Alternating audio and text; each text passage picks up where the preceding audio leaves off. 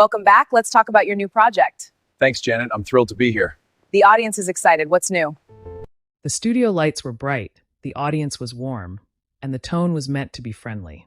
But within minutes, the energy on the set of The View shifted in a way no one in the room expected. A routine promotional appearance turned into a tense, unscripted exchange that left the table unusually quiet and viewers at home leaning closer to their screens. Subscribe to the Truth Narrator, hit like, and share your thoughts in the comments below. Chris Evans was not a stranger to live television. By the time he walked onto the set that morning, he had spent over a decade navigating interviews, press junkets, red carpets, and talk shows across the world. Known for his calm demeanor, thoughtful answers, and careful choice of words, Evans had built a reputation as one of Hollywood's most measured and media-savvy actors. Whether discussing blockbuster films, political advocacy, or personal projects, he rarely allowed interviews to drift off course. Sunny Hostin, on the other hand, was equally known for her direct style. As a co-host of The View, Hostin had built her presence on asking questions that pushed beyond surface-level promotion.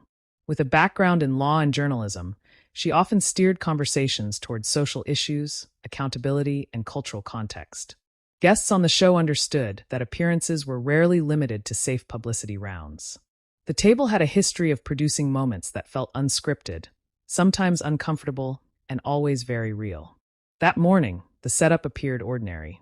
Evans was there to promote an upcoming project and to discuss his continued involvement in civic engagement and voter education initiatives, topics he had spoken about publicly for years.